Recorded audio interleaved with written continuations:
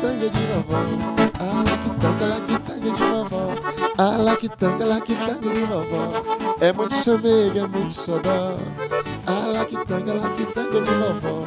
A laquitanga de vovó. A laquitanga de vovó.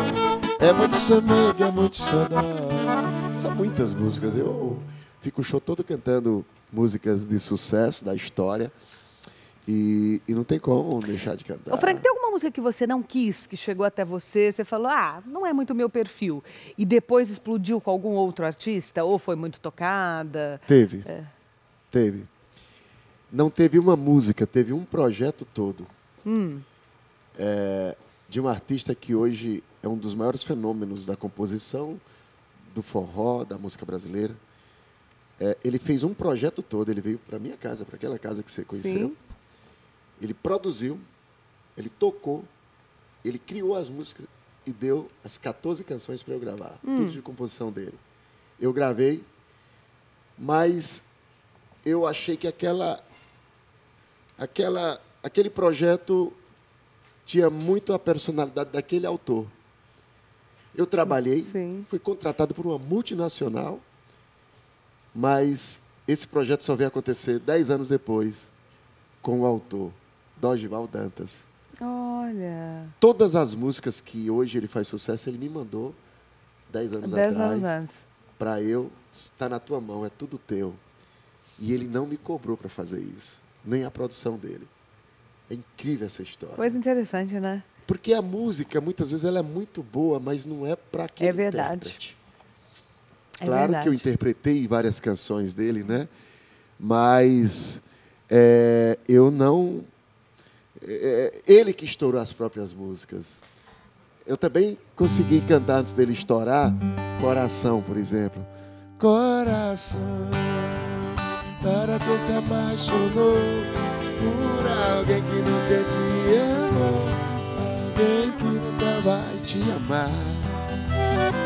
Olha que eu vou fazer promessa para nunca mais amar alguém que só quis me ver sofrer, alguém que só quis me ver chorar.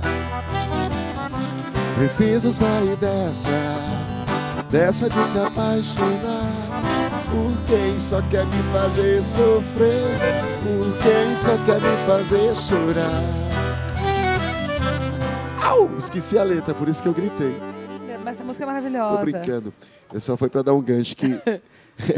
é maravilhosa. Essa música é linda, maravilhosa. E eu cantei outras canções desse artista, Dorival Dantas, meu irmão, meu amigo, que é um fenômeno. Mas antes dele, eu já fazia, antes desse projeto, muitas fitinhas, muitas coisas assim. Pois é, a gente tem um papo falando sobre a fita cassete. Vamos olhar aqui para relembrar. As fitas. Tem aí? Opa! Tem? Pois vamos lá. Diz que tem, vamos ver. Vamos ver, as cassetes. Foi assim que tudo começou. Era difícil para divulgar, porque as rádios não tocavam, né? Então o que é que eu fiz? Eu fui reproduzir minhas fitas para vender nos camelôs. Essa história é interessante. E os camelôs me apoiaram. Eu botava uma caixinha de 100 fitas, quando era no outro dia eu mandava meus amigos comprar as fitas. E eles se apavoravam. Pô, o cara vendeu as fitas tudo. Então rolava aquela coisa toda boa, né? E eles mesmo mandavam reproduzir a fita. A mesma historinha eu fazia na banca do Lago 13 de Maio, na banca da Praça da Sé, na banca da Estação da Luz, de São Miguel, na Lapa, onde tinha aquela concentração do nosso povo. Eu estava lá com minha caixinha de fita. Era eu que levava no ombro, eu que deixava na banquinha e eu que mandava comprar no outro dia. E a história foi rendendo. De repente eu me tornei um ídolo dos camelôs porque o produto era bom e passou a ser ouvido pelo popular. Aí veio o despertar das gravadoras. Isso eu já tinha gravado 4 discos independentes. A gravadora não me queria. Tinha que acontecer, isso. Né? Eu lembrei do pai do Zezé que ligava pedindo a música com a fichinha, rádio, lembra? Ficha. Música no rádio, aquela época. Todo mundo, gente, tem o seu começo sofrido, tem os nãos da vida, não é? Mas quando você saiu da sua cidade, isso você está falando aqui em São Paulo. Isso foi... E aqui em São Paulo, eu fazia muito nas periferias, sabe, bem lá, sul, norte, todos os lugares onde tinha concentração grande de massa de pessoas, eu estava lá. Por isso que você entendeu a história da caixinha de fita, né? Sim. Por que eu mandava comprar? para eles entenderem que estava vendendo e que precisava deixar a fita tocando ali, naquela barraquinha. Porque eu sabia que se tocasse, as pessoas iam comprar. Além daqueles que eu estava mandando, era só questão de ouvir. Ah, eu quero essa fita que eu estou ouvindo. Sim. Mas para poder eles tocar, tinha que estar vendendo. Sim. Como tinha que ter um pontapé inicial, um primeiro passo, eu digo, então vamos comprar. Eu pegava os dinheirinhos que eu juntava dos shows e tudo, compro as fitas, e aí, no dia seguinte, eu fazia reposição. Rapaz, deu tudo certo. Aí você me perguntou o quê, Amanda? Boa, né? Isso, então, porque isso a gente está falando... Isso tem quanto tempo? Você tem quase 30 de carreira? Ah, isso foi em 92, ano que eu cheguei aqui. 93, e antes, para vir para cá, qual foi o movimento que foi criado na tua terra, na tua cidade? O que você fazia lá? Eu era seresteiro. Sabe o que é? O que a gente chamava de seresta naquela época é o ritmo de arrocha hoje. Tá. Essa... Tem um coração dividido entre a esperança e a razão. Tem um coração bem melhor que não te dará. Esse coração não consegue se conter ao ouvir tua voz. Pobre coração, sempre escravo da ternura. Quem dera ser um peixe para em teu límpido aquário mergulhar, fazer borbulhas de amor pra te encantar, passar a noite em claro dentro de ti. Um peixe para enfeitar de corais tua cintura, fazer silhuetas de amor à luz do luar, saciar esta loucura dentro de ti. Lindo, né? Então, eram essas canções que eu tocava. E aí, eu viajava nessas serestas. Então... Mas lá era pequeno para você. Você sempre teve dentro de você a certeza que, por mais que você fizesse sucesso lá no seu lugar, no seu habitat, você tinha... Você precisava de mais. Aí, esse movimento nasceu lá. Os amigos dizendo, esse cara precisa ir para fora daqui. Ele tem que revelar o sucesso dele. Aí me apoiaram, me ajudaram, eu fazia bingos, fazia tudo. E aí eu vim para São Paulo. Né? Eu sempre conto essa história de mochilinha na mão, tigela de frito na mão, mochilinha nas costas e a cabeça cheia de sonhos. E sempre fui um cara muito positivo, acreditava que ia dar certo. Porque não era fácil deixar as origens, a família, claro, pouquinho dinheiro e um mundo desconhecido, né? Mas na minha mente...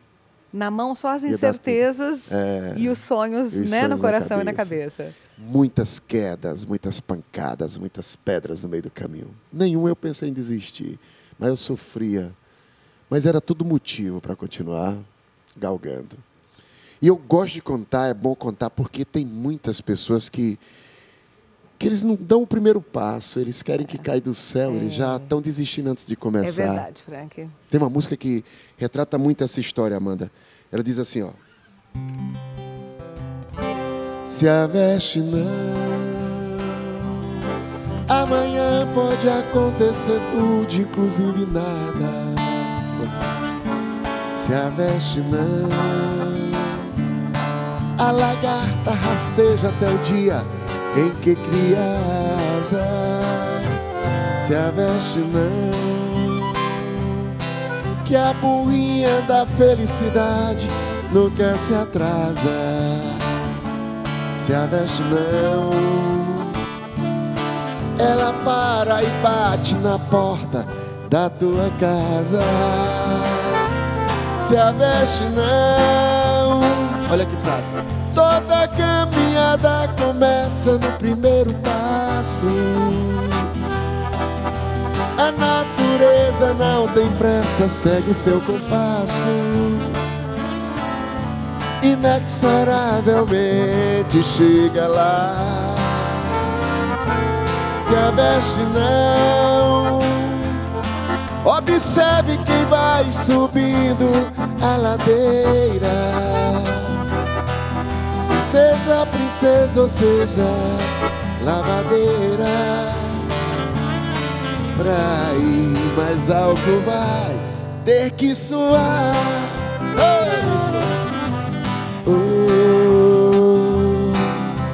Xaralalalalaia.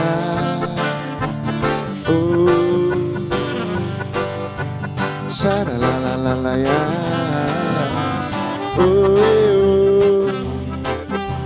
Xaralalalalaia. Coisa boa é a gente amar, se aveste não. Linda. Linda, né? De quem é? Essa música é do Acioli, Acioli Neto, né? Ele é um grande poeta lá do Nordeste. Chama Se Aveste Não? Se Aveste Não, A Natureza das Coisas. E coloca como pseudônimo Se Aveste Não. Ela retrata muito bem o que estamos falando. Nossa, as pessoas têm que dar o primeiro passo. Isso vai virar meu mantra. Eu vou te mandar ela. Manda. E ela foi num disco... Eu tive indicação para o Grêmio Latino-Americano com essa música. Daquele jeito, o nome da obra, do projeto. Muito regional, muito bonita, muito motivacional. Não, e ela se encaixa em qualquer momento da vida, pessoal, profissional, né? Claro. É bem isso. E a melodia dela. Nossa, linda. É, muito legal.